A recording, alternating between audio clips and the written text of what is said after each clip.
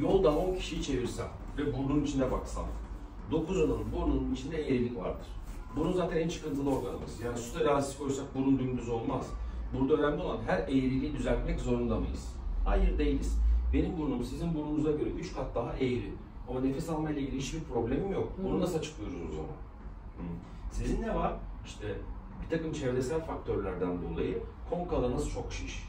Eğer konkaları küçülttükten sonra nefes almanız sizi idame ettirebilir hale gelirse içerideki o minik ufak tefek eğrilikleri ellemeye gerek yok. Aynen. İki, bir de horlama problemiyle ilgili. Bir önceki hastamda mesela erkek bir hasta vardı.